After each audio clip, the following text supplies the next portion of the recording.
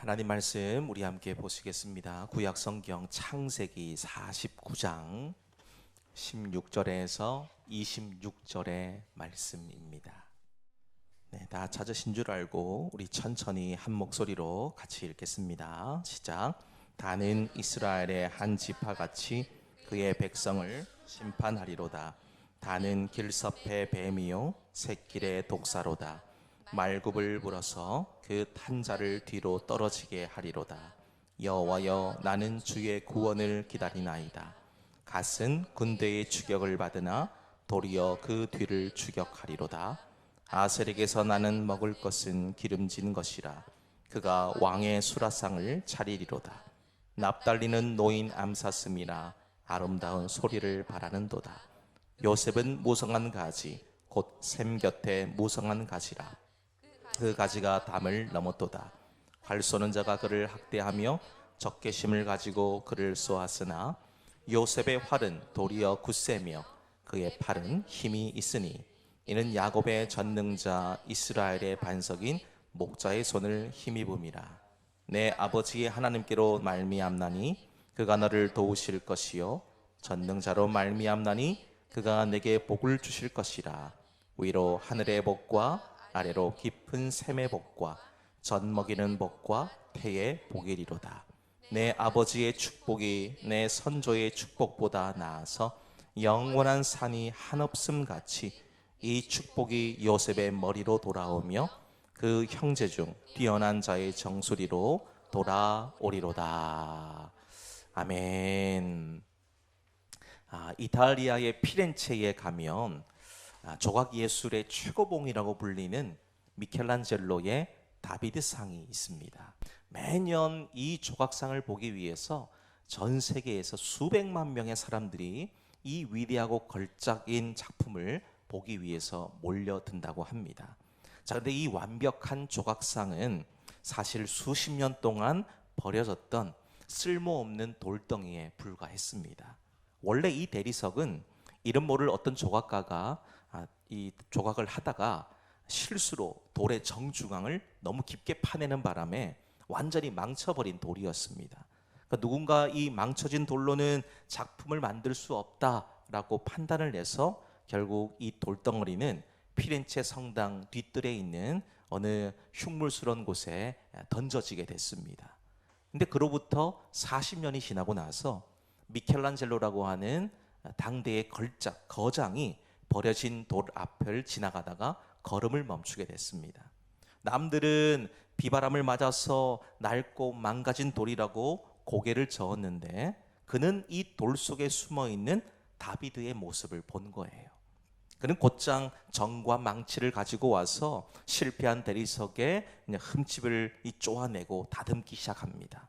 그 결과 그 망가졌던 돌이 인류 역사상 가장 위대한 걸작품으로 태어나게 되었다는 것이죠. 돌 스스로는 아무것도 할 수가 없었습니다만 거장의 손이 닿으니까 실패한 어제가 가장 찬란한 내일로 바뀌게 되었다는 것이죠. 자, 오늘 저와 여러분이 함께 살피게 될 창세기 49장의 말씀도 보시면 방금 말씀드린 이 버려진 대리석처럼 흠 많고 상처투성이인 어제를 살았던 한 노인이 등장하지요. 바로 침상에 누워서 마지막 깊은 숨을 내쉬고 있는 147세의 야곱이라는 사람입니다. 자, 그의 어제가 어떠했는지를 보십시오. 형들을 속여서 장자권을 다 빼앗았습니다. 복수를 위해서 이 형의 복수를 피해서 야반 도주를 해야 됐습니다. 삼촌 라반의 집으로 가서는요 20년 동안 뼈 빠지게 종로로 타면서 죽을 힘을 다해서 일을 했습니다만 돌아온 것은 배신과 착취뿐이었죠. 그가 그토록 사랑했던 아내 라헬은 베들레헴 가까이 이르렀을 때에 베냐민을 낳다가 길에서 난산으로 인해서 객사를 했습니다. 눈에 넣어도 아프지 않을 그 아들 요셉은 짐승에게 찢겨 죽은 줄로만 알고 수십 년 동안 피눈물 속에 살았습니다. 오죽하면 애굽의 바로 앞에서 이 야곱이 자기 인생 130년의 인생을 돌아보면서 이렇게 말을 합니다. 내 나그네 길의 세월이 험악했노라. 이렇게 고백해요. 얼마나 힘들고 어려웠으면 내 인생은 험한 길이었다라고 얘기하겠습니까? 그러니까 그의 어제는 실패투성이었고 상처투성이었다는 것이지요. 자, 그런데 오늘 본문의 야곱을 보시면요, 반전의 역사가 일어나죠. 반전의 역사.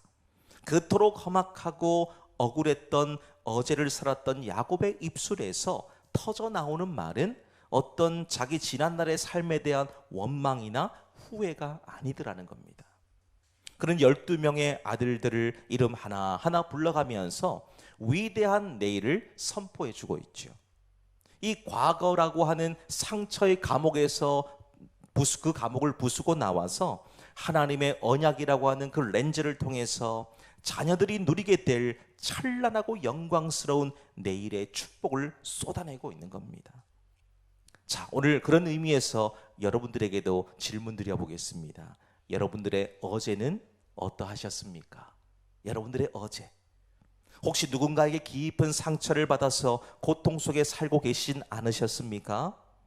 치열한 경쟁 속에서 살아남으려고 발버둥 치다가 망가져버린 대리석처럼 영혼이 부서져 내린 그런 어제를 사신 분 계시지 않습니까?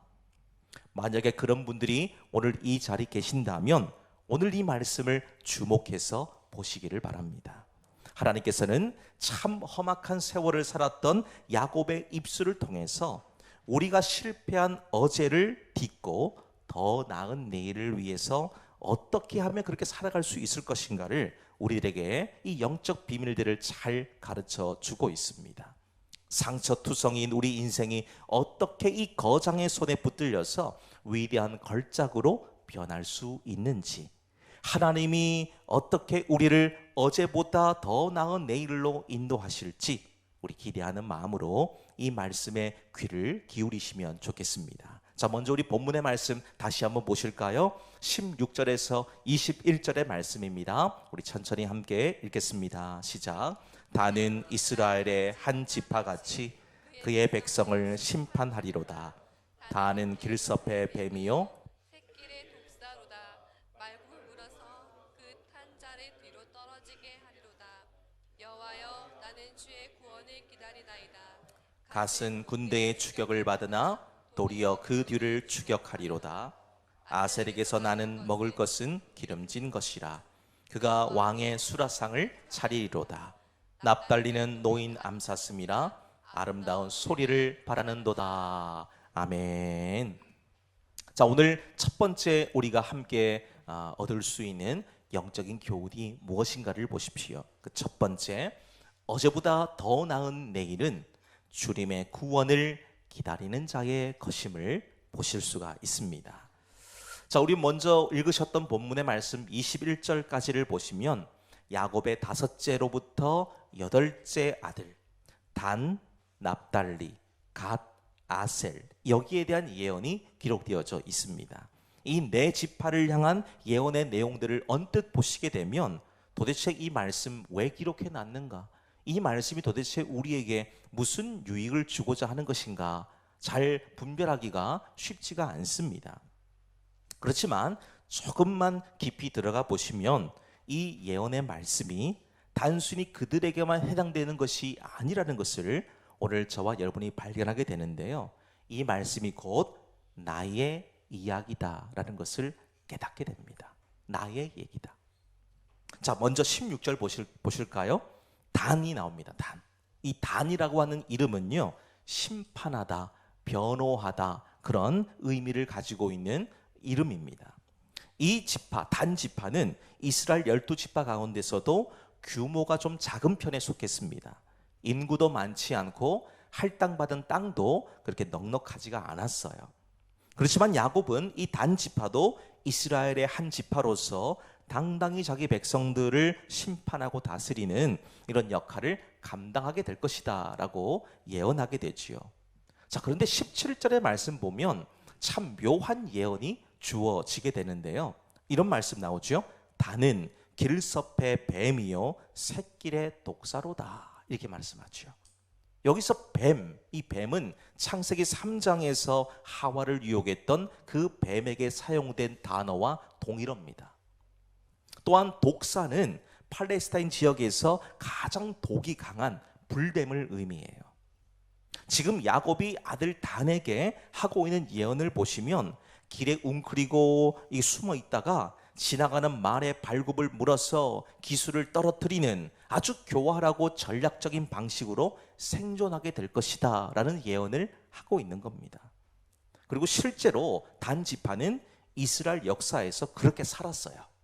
그렇게 살았습니다. 사사기 18장의 말씀 보면 이들은 자기들의 땅을 제대로 분배받지 못하니까 북쪽으로 올라가요. 북쪽으로 올라가서 다른 민족들의 땅을 빼앗고 그들을 침략합니다. 그리고 거기에 정착을 하죠. 그리고 거기에서 이스라엘 역사상 가장 먼저 우상을 섬긴 자들이 바로 이 단 지파예요. 뱀처럼 독사처럼 살아가는 삶이 어디로 이어지는지를 이들의 역사가 우리들에게 분명하게 증거해 주고 있는 겁니다. 이어지는 19절 말씀 보십시오.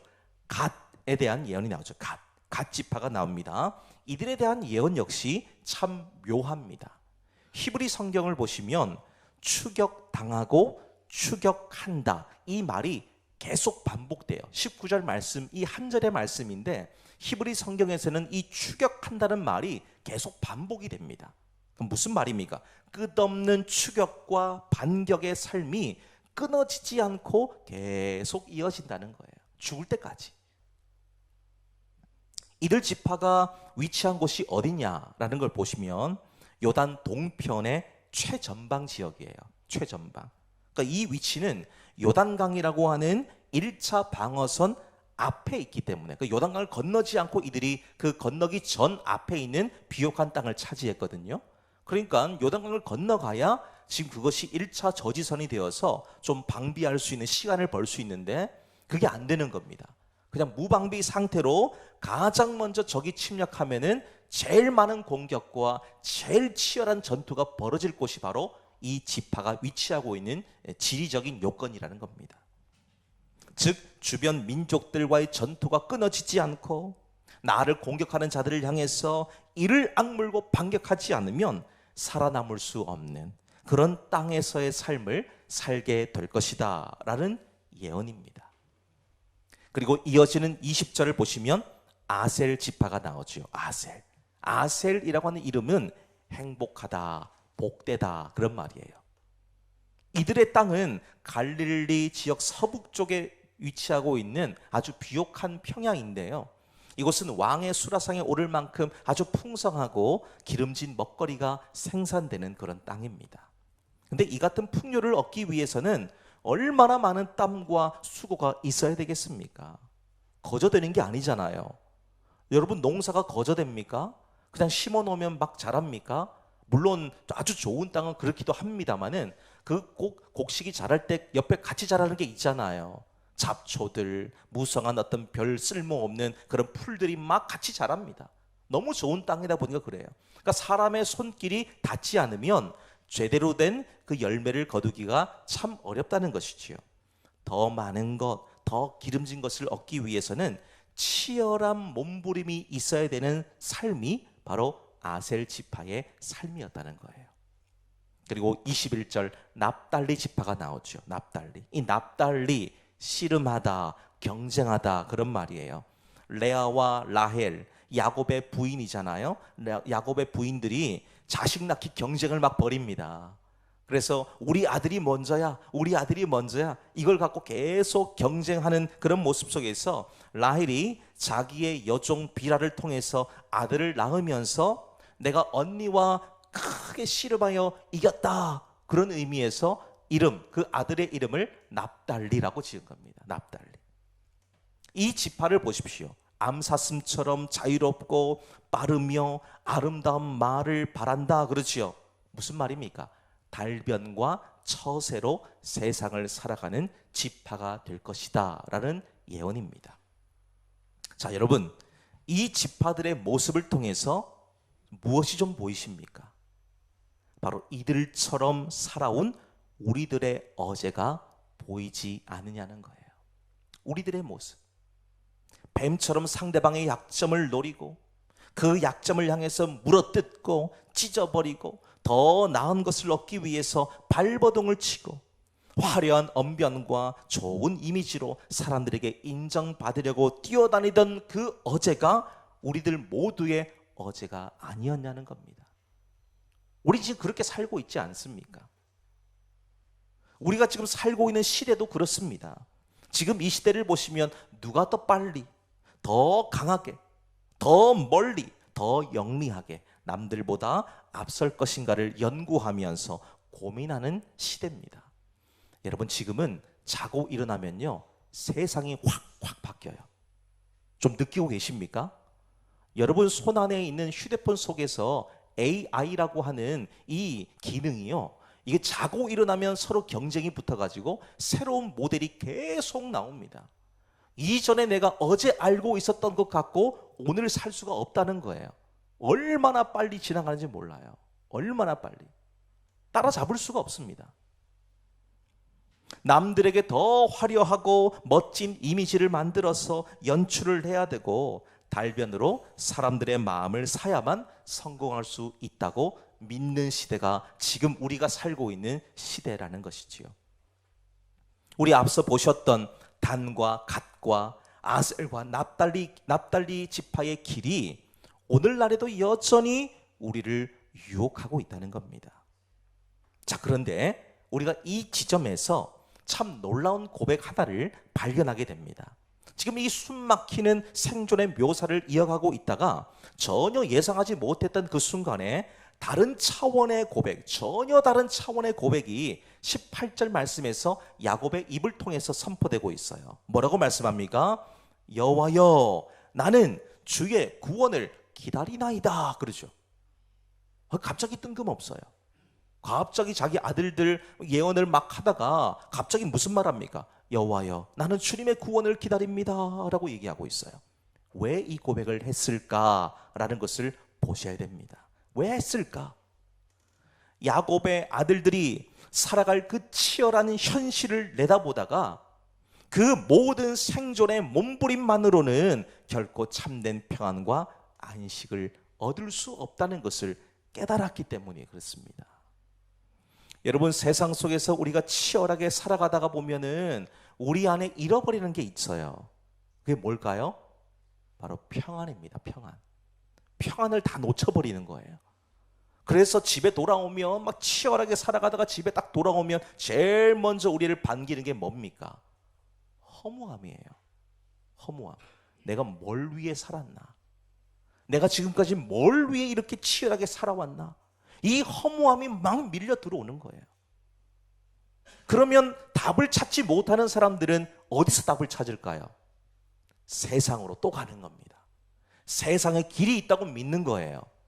그러니까 계속해서 다른 것을 찾습니다. 하나님이 아닌 거예요. 다른 것을 찾는 거예요. 근데 그걸 찾아본들 뾰족한 답이 나오지 않습니다. 채울 수가 없기 때문이에요. 세상의 쾌락이 자기의 부족함을 채울 수 있습니까? 절대 만족할 수가 없습니다. 세상의 물질이 나를 채울 수 있습니까? 처음에는 좋아 보이는데 이것도 계속 한계를 느끼게 됩니다. 계속 끊임없는 갈증처럼 계속 일어나는 것이지요. 오늘 야곱이 왜 이런 고백을 했는가? 결코 생존의 몸부림만으로는 참된 평안과 안식을 얻을 수 없다는 것을 성령께서 깨닫게 하셨기 때문이지요. 그러니까 성령께서 자연스럽게 이 영적 탄식구와 신앙 고백을 하도록 만들었다라고 볼 수밖에 없습니다. 그리고 결정적으로 이 고백에서 정말 중요한 단어가 하나가 나옵니다. 바로 기다리나이다 라는 말이에요. 기다리나이다. 이 단어는요, 소극적인 어떤 수동적이고 소극적인 기다림이 아닙니다. 마치 우리가 버스 정류장에서 버스 올 때까지 우리가 타야 될 버스가 5분 뒤에 온다, 10분 뒤에 온다 전광판에 뜨잖아요. 그럼 그 버스를 하염없이 기다리고 앉아있는 것 같은 그런 수동적이고 소극적인 기다림이 아니라는 겁니다. 원래 의미를 찾아보니까요, 줄을 꼬다 실을 꼬아서 단단한 동아줄을 만들다, 칭칭 감아 묶다, 그런 말이에요. 그러니까 매우 적극적이고 능동적인 행위를 지금 이 단어 속에서 지금 심어 놓은 것을 볼 수가 있습니다. 여러분, 한 가닥의 줄은 대단히 약하죠. 조금만 힘을 주어 당기면은 금방 끊어져 버립니다. 근데 그 가는 실 하나를 계속 꼬고 또 꼬고 또 꼬면 어떻게 됩니까? 사람의 힘으로는 절대로 끊는 게 불가능한 굵은 동아줄이 되잖아요. 굵은 줄이 됩니다. 즉 금방이라도 끊어져 버릴 것 같은 가느다란 한 가닥 실 같은 그런 줄 같은 인생을 절대로 끊어지지 않는 하나님의 동아줄에다가 꽁꽁 칭칭 묶어버리는 것, 이것이 성경이 말하고 있는 기다림의 진짜 의미라는 거예요. 이사야 40장 31절 말씀 보면 오직 여호와를 앙망하는 자는 새 힘을 얻으리니 말씀하죠. 여기서 앙망한다라는 말을 앞서 보셨던 기다린다라는 말과 동일합니다. 동일한 거예요. 독수리가 자기 날개짓으로 하늘을 날지 않습니다. 상승 기류에 날개를 싣기 때문에 아주 멀리 갈 수 있습니다. 힘 안 들이고도 가는 거예요. 이처럼 하나님의 능력에 자기의 삶을 맡기고 그분과 연결되는 것이 바로 오늘 본문에서 기다린다라는 말입니다. 그러니까 우리가 그냥 보는 것과 의미가 완전 다르죠. 완전 다릅니다. 우리는 그냥 하염없이 기다리는 게 말 그대로 그냥 죽치고 있는 것이 좋은 것이다라고 생각하지만 그게 아니라는 겁니다. 성경적인 기다림은 우리가 할 일을 하는 거예요. 우리가 할 일, 우리 할 일이 뭡니까? 한 가닥 줄 같은 인생을 하나님께 묶어놓는 것, 그 일을 누가 해야 됩니까? 아무나 못하는 겁니다. 그건 내가 해야 되는 거예요. 내가 묶어야 되는 겁니다. 적극적이고 능동적인 행위가 바로 기다린다라는 것이에요. 야곱이 지금 아들들에게 예언의 메시지를 전하다가 생의 끝자락에서 이 진실을 깨달은 겁니다. 내 연약한 삶의 실오라기를 하나님의 구원이라고 하는 동아줄에다가 단단히 꼬아매는 자에게만 어제보다 더 나은 내일이 있게 된다라는 것을 깨달은 겁니다. 자, 이런 의미에서 오늘 저와 여러분은 어디에 줄을 메어 놓으셨습니까? 썩어질 세상의 동아줄입니까?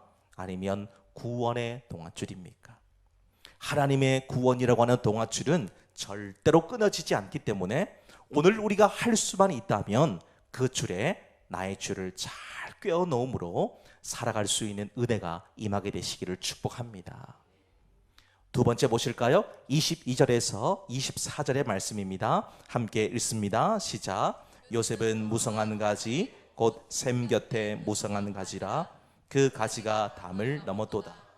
활 쏘는 자가 그를 학대하며 적개심을 가지고 그를 쏘았으나 요셉의 활은 도리어 굳세며 그의 팔은 힘이 있으니 이는 야곱의 전능자 이스라엘의 반석인 목자의 손을 힘입음이라. 아멘. 자, 우리 두 번째는 어떤 것입니까? 어제보다 더 나은 내일은 하나님의 손이 함께 할 때라는 겁니다. 하나님의 손이 함께 할 때. 우리 앞서서 4명의 아들들에게 했던 예언의 메시지를 보셨지 않습니까? 이제 두 번째 대지 보시면 요셉을 향한 예언의 말씀이 기록되어져 있습니다. 지금 요셉에게 하고 있는 이 축복은 야곱의 12 아들들 가운데에서 가장 깁니다. 그리고 가장 풍성하지요. 가장 영광스러운 축복이 쏟아지고 있는 것을 보시게 됩니다. 자, 지금 야곱이 22절 말씀 보니까 요셉을 향해 이렇게 말을 합니다. 요셉은 무성한 가지, 곧 샘 곁에 무성한 가지라. 그 가지가 담을 넘어도다 얘기합니다. 샘물 곁에 심긴 가지는 끊임없이 공급되는 생명의 원천을 향해서 그 뿌리를 뻗고 있다는 거예요. 뻗고 있습니다. 그러니까 물이 부족하지 않다는 것이죠. 우리 생명을 유지하기 위해서는 우리 몸에도 필요한 게 뭡니까? 가장 필요한 거 물이에요. 물. 우리 몸의 70% 이상이 물입니다. 아이들이 태어날 때는 80% 넘는답니다. 물로 충만한 거예요. 물이 부족해 보십시오. 사람 금방 탈진하고 병듭니다. 이 나무도 마찬가지지요. 생명의 원천인 물을 향해서 뿌리를 뻗고 있을 때 계속해서 생명을 연장받을 수 있다는 것 아니겠습니까? 나아가서 지금 그 가지가 어떻게 됐답니까? 담을 넘었다. 담을 넘었다. 담장을 훌쩍 뛰어넘어서 세상 밖으로까지 풍성한 은혜가 뻗쳐나갔다, 그런 말이죠. 자, 그런데 이 예언의 말씀이 요셉의 과거, 요셉의 어제와 어울릴까요? 전혀 어울리는 이 예언의 말씀이 아니었다를 우리는 알 수 있지 않습니까? 그의 과거를 알면 야곱이 요셉을 향해서 무성한 가지다, 담을 넘는 가지다, 쉽게 예언할 수 있을까요? 절대 못하는 거예요. 절대. 요셉의 어제는 그럴 수가 없는 인생이었기 때문입니다. 이어지는 말씀 23절을 보면 야곱이 요셉의 과거를 직접 언급해 주고 있죠. 자, 이렇게 말을 합니다. 활 쏘는 자가 그를 학대하며 적개심을 가지고 그를 쏘았다 그러죠. 히브리 원어로 보면 활 쏘는 자, 이 말이 화살들의 주인들 이렇게 되어 있어요. 복수 형태입니다. 그러니까 화살이 한 발만 막 쏘아진 게 아니고 화살이 어디서 날아올지 모르지만 수백 발의 화살이 동시다발적으로 요셉에게 지금 오고 있다는 거예요. 한 사람이 쏜 게 아닙니다. 여러 사람들. 그 화살들을 한번 보시겠습니까? 요셉의 나이 17살에 형들로부터 날아든 그 화살들 보세요. 배신의 화살들입니다. 애굽의 노예로 팔려간 보디발의 집에서는 보디발의 아내로부터 날아든 억울함과 누명의 화살들이에요. 그의 누명의 화살들로 인해서 치명상을 입고 감옥에 갇혔는데 또 여기서도 화살들이 날아들지요. 바로 술 맡은 관원장의 꿈을 해석해 주었는데 빼내어 주겠다는 약속을 감쪽같이 잊어버린 망각의 화살들이 막 쏟아지는 겁니다. 얼마 동안 잊어버렸을까요? 무려 2년을 잊어버린 거예요. 근데 그 화살들만 해도 너무나 치명적이고 너무나도 고통스러운데 엎친 데 덮친 격으로 그 말씀을 보니까요, 학대하며 23절 말씀, 활 쏘는 자가 그를 학대하며 그러죠. 학대하며 쓴 고통을 주었다, 그런 말입니다. 출애굽기 15장 말씀 보면 이스라엘 백성들이 마라 광야로 들어갔을 때에 거기서 마라의 쓴 물 그러죠. 그 마라의 그 어근이 오늘 이 말씀과 학대하는 말과 똑같다는 겁니다. 그러니까 요셉의 삶에서는 쓴 고통의 날들이 겹겹이 쌓여 있다는 거예요. 얼마나 힘들겠습니까? 그 배신과 억울함, 잊혀짐의 그 쓴맛이 겹겹이 쌓여져 있는 인생이었다는 것이지요. 그런데 어떻게 요셉이 그 모든 화살에도 꺾이지 않고 도리어 오늘 야곱이 축복하는 것처럼 담을 넘어가는 무성한 가지가 될 수 있었을까? 이걸 보셔야 됩니다. 이게 오늘 말씀의 핵심이에요. 24절 말씀 보십시오. 자, 24절 보니까 야곱의 전능자 이스라엘의 반석인 누구의 손을 붙잡았다고요? 목자의 손을 힘입었다 얘기합니다. 야곱의 인생에 개입하시고 함께 하셔서 여기까지 이끌어주신 전능하신 하나님의 그 손이 지금 요셉의 삶에도 친히 개입하시는 거예요. 간섭하셨기 때문에 그는 무수히 쏟아지는 이 화살 세례 속에서도 살아남을 수 있었다는 거예요. 요셉이 어디에 있든 뭘 하든 어떤 위치에 있고 어떤 장소에 있든지 간에 하나님의 손은 한 번도 요셉의 손을 놓지 않았다는 거예요. 이 너무 기가 막힌 말씀 아닙니까? 그러면서 오늘 함께 하셨다 그러죠. 함께 하셨다.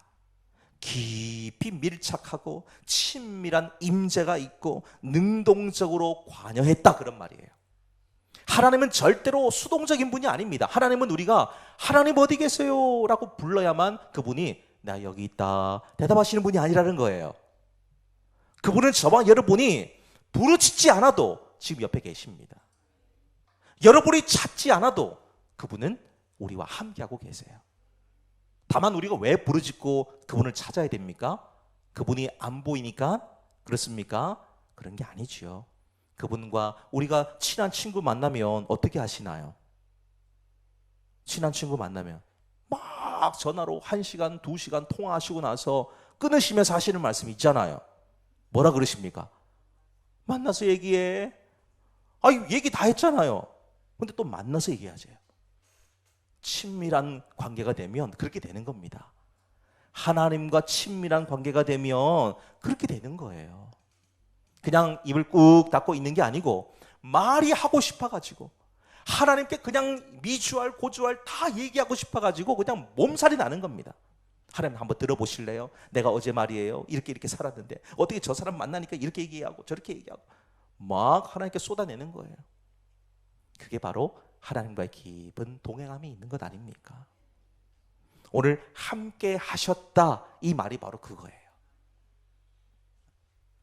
제가 어렸을 때 저희 아버지가 제 손을 잡고 아주 어릴 때입니다. 글씨 연습을 이렇게 시켜주셨던 기억이 있어요. 제가 글자를 잘 못 쓰다 보니까 어릴 때 손을 딱 잡더니만 아버지가 글자를 이렇게 이게 기억이야, 이게 니은이야, 막 이렇게 알려주셨던 그런 기억이 있습니다. 근데 제가 기억, 니은 이거 쓰려고 제가 막 손에 힘을 주지 않았어요. 제 아버지가 제 손을 딱 잡고 제 작은 손을 딱 잡고 아버지가 쓰는 거 이렇게 기억, 이게 기억이야, 이게 니은이야 써줬다는 겁니다. 그리고 나서 이제 제가 연습을 하는 거예요. 손에 힘을 주고 이게 기억이었구나, 이게 니은이었구나. 그러면 이 처음에는 제가 연습할 때는 아버지가 제 손을 잡고 써줬기 때문에 제가 굳이 힘을 들이지 않아도 그냥 가만히 있어도 써주시는 대로만 그냥 쓸 수 있는 거예요. 여러분, 이처럼 하나님께서도 요셉의 손 위에다가 자기의 손을 이렇게 포개시는 거예요. 요셉의 손 위에다가 삶의 모든 순간을 함께 빚어가신다는 겁니다. 내가 할 테니까 너 가만히 한번 보고 있어. 네가 할 수 있을 때 그때 얘기해. 그럼 내가 내 손 잠시 놓아줄게. 그 말씀하시는 거예요. 그렇다고 영원히 놓는 게 아니고 그분이 우리가 쓸 수 있을 때 그때까지 우리 손을 계속 잡아주시다가 우리가 쓰기 시작하면 반대편 손으로 우리 손을 붙잡아 주시지요. 놓치지 않기 위해서. 그분이 그런 분이에요. 우리 하나님은 정말 멋진 분입니다. 그 손이 함께 하셨기 때문에 형들로부터 무수히 많은 화살들이 날아와 꽂혔어도 보디발의 아내로부터 억울하고 기가 막힌 화살이 날아드는 이 끔찍한 고통이 와도 이 모든 것들이 하나님 손 안에서 구원의 도구로 바뀌더라는 겁니다. 여러분, 우리 삶에도 전혀 예상하지 못한 화살들이 빗발치고 그 화살에 치명상을 입을 때가 있지 않습니까? 이 화살 앞에서는 아무리 강한 사람이라고 해도 무너질 수밖에 없다는 겁니다. 아무리 치밀하게 준비를 해도 삶의 갑작스러운 굴곡 앞에서는 우리의 여실히 한계만 드러날 뿐이에요. 이때 우리에게 필요한 것이 뭐겠습니까? 오늘 본문에서 요셉이 견딜 수 있었던 것처럼 전능자의 손, 즉 하나님의 손이 우리 위에 포개어질 때 모든 고통이 도리어 담을 넘는 가지가 되는 기적이 나타나게 된다는 겁니다. 이 하나님의 손이 겹쳐지니까 화살을 맞아가지고 고통스러운 그 흉터가 뭐가 됩니까? 영광이 되는 거예요. 하나님이 함께 하신 자리야 짚을 수 있는 거예요. 하나님이 함께 하신 자리야. 자, 오늘 이 말씀은 우리에게도 그대로 적용되어야 됩니다. 오늘 우리에게 필요한 것이 뭐겠습니까? 내 실력과 능력이 아닌 겁니다. 거기에 우리가 모든 힘을 쏟아부을 필요가 없습니다. 하나님의 손이 내 위에 포개어지기만 하면 되는 거예요. 그 손이 나와 함께 할 때에 나를 찌른 화살들조차 더 나은 내일을 위한 재료가 되는 거죠. 담을 넘는 무성한 가지로 될 수 있다는 것입니다. 마지막 세 번째 보실까요? 25절에서 26절입니다. 여러분 목소리로 한번 읽어주십시오. 시작. 내 아버지의 하나님께로 말미암나니 그가 너를 도우실 것이요 전능자로 말미암나니 그가 내게 복을 주실 것이라. 위로 하늘의 복과 아래로 깊은 샘의 복과 젖먹이는 복과 태의 복이리로다. 내 아버지의 축복이 내 선조의 축복보다 나아서 영원한 산이 한없음 같이 이 축복이 요셉의 머리로 돌아오며 그 형제 중 뛰어난 자의 정수리로 돌아오리로다. 아멘. 자, 세 번째는 무엇입니까? 어제보다 더 나은 내일은 하나님의 언약 안에 설 때인 것을 보실 수가 있어요. 자, 이 세 번째 대절을 보시면 야곱의 그 예언이 요셉을 향한 축복의 절정에 이르고 있는 것을 보실 수가 있습니다. 자, 지금 야곱이 요셉을 향해서 예언하고 있는 복을 보십시오. 먼저는 위에 있는 하늘의 복을 얘기하고 있습니다. 하늘에서 내리는 복, 비와 이슬과 풍성한 수확의 복이지요. 하나님이 위에서부터 내려 부어주시는 모든 영적, 물질적 풍요를 의미하는 겁니다. 하나님이 부어주셔야 사라지는 것이 아니에요. 하나님 부어주셔야 되는 겁니다. 이어서 보십시오. 위에서만 쏟아진 게 아니고 아래에 있는 깊은 샘의 복도 얘기합니다. 땅 아래 깊은 곳에서 솟아오르는 그 샘물의 복, 마른 땅에도 끊이지 않는 생명의 공급이 있다는 것이죠. 그리고 세 번째, 젖먹이는 복과 태의 복이 있다 그럽니다. 자녀를 낳고 기르면서 다음 세대까지 생명이 이어지는 복을 얘기하는 것이지요. 자, 이 세 가지 복을 보십시오. 우리 인간 존재의 모든 차원을 아우르는 복이잖아요. 우리 이 땅에서 복 받았다라고 말할 때 그 복이란 게 뭡니까? 보통 어떤 것들인가요? 눈에 보이는 것들이잖아요. 눈에 보이는 것들입니다. 물질적인 것들이에요. 손에 잡히는 것들입니다. 귀에 들리는 것들이지요. 근데 하나님께서 위로부터도 그런 복을 주실 것이고 아래로부터 그런 복을 주실 것이고 너가 살아가는 모든 삶의 영역에서 그렇게 복을 줄 것이다 라고 말씀하고 계시는 겁니다. 모든 것이 하나님으로부터 나온다는 것이죠. 더욱이 26절 보십시오. 내 아버지의 축복이 내 선조의 축복보다 나아서 영원한 산이 한없음 같이 이 축복이 요셉의 머리로 돌아오며 그 형제 중 뛰어난 자의 정수리로 돌아오리로다. 그렇죠. 무슨 말입니까? 영원한 산들이 우뚝 서 있는 한 이 복이 끝나지 않는다는 거예요. 영원하다는 겁니다. 영원하다는 거. 자신과 후대까지 영원토록 이어진다는 것이지요. 자, 그러면 질문 드려볼게요. 이 복이 어디서 나오는 겁니까? 이 복은 누가 주시나요? 하나님이 주시는 겁니다. 우리의 공로나 자격으로 얻는 게 아니라는 것이지요. 야곱과 또 그 앞서서 그의 할아버지 아브라함과 그의 아버지 이삭, 자기가 받았던 이 복들, 자기들이 자격이 있었기 때문에 받은 것이 아니라는 것이요. 하나님이 선택하셨고 하나님이 부어주셨기 때문에 가능한 일이었다는 겁니다. 하나님이 부어주셔야 결코 결핍이 없어요. 하나님이 채워주지 아니하시면 우리는 끊임없이 갈증이 일어납니다. 그러니까 계속해서 무엇을 먹을까, 무엇을 마실까, 무엇을 입을까를 염려하는 것이죠. 주목할 점을 보십시오. 야곱이 지금 숨결이 꺼져가는 이 임종의 순간에 자식들을 모아놓고 재산을 분배해주고 세상의 처세술을 가르치는 게 아니었다는 겁니다. 뭘 가르쳤습니까? 하나님의 언약 안에 서라. 영적 유산을 남겨주었다는 거죠. 하나님의 언약 안에 서라. 우리에게 엄청난 도전을 주고 있는 것입니다. 오늘날 부모 세대가 자녀 세대들에게 어제보다 더 나은 내일을 물려주기 위해서 얼마나 많은 애를 씁니까? 얼마나 많은 애를 씁니까? 그래서 우리가 사실 피곤하잖아요. 우리가 피곤한 이유가 그겁니다.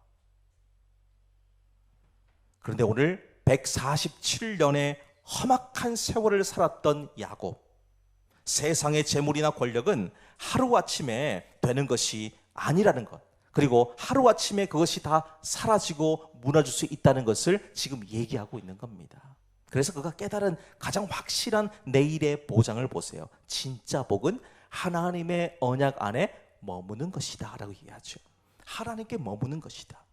훗날 이스라엘이 애굽의 노예를 430년 살아가잖아요.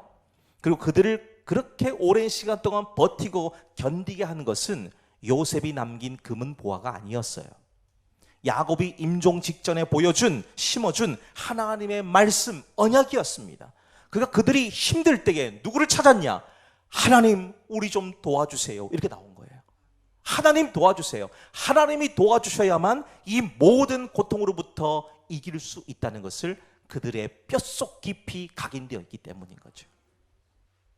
그러니까 나중에 출애굽에서 광야 40년 통과하고 나서 마침내 가나안 땅의 주인이 되지 않습니까? 여러분, 아브라함과 이삭과 야곱의 시대에는 동물의 피로 제사를 드리면서 이 언약을 붙잡았어요. 근데 오늘 저와 여러분은 이것과 비교할 수 없는 위대하고 완벽한 언약이 주어졌습니다. 히브리 8장 6절의 말씀 증거하는 대로 예수 그리스도의 십자가 보혈로 세워진 새 언약이 주어졌다는 겁니다. 그분의 십자가 앞에 두 발을 딛고 굳게 딛고 서 있게 되면 전능하신 하나님께서 오늘 약속하신 것처럼 위로 하늘의 문을 여시고 아래로 깊은 샘물을 터뜨리시고 영원한 산이 한없음 같이 마르지 않는 은혜로 우리의 내일을 책임지신다라고 하는 것이지요. 사랑하는 여러분, 우리의 어제도 야곱처럼 실수투성이였지 않습니까? 눈물과 회한으로 얼룩진 험악한 인생 아니었습니까? 자, 그렇다면 오늘 당장 우리는 이 세상의 동아줄을 끊어야 됩니다. 이거 끊으면 죽을 것 같아 라고 생각되는데 끊어도 안 죽습니다. 지금 우리 지금까지 살펴봤던 수많은 사람들 다 그렇게 살아왔거든요. 끊으면 죽는 줄 알았어요. 그런데 끊어도 이상이 없었어요. 오히려 끊었을 때 하나님의 전능하신 손이 계속 함께하는 겁니다. 가장 튼튼한 구원의 동아줄 되는 하나님께 우리의 인생을 묶으시기를 바랍니다. 그리고 과거의 상처에 매여서 고통에 빠진 인생이 아니라 우리도 요셉처럼 담을 훌쩍 넘어서 열방을 향한 무성한 가지로 쓰임받게 되시기를 소망합니다. 그래서 오늘 말씀의 제목처럼 어제보다 더 나은 내일이 우리 앞에 펼쳐져서 모든 영광을 주께 올려드리는 저와 여러분의 은혜의 인생, 복된 삶이 되시기를 주님 이름으로 축복합니다.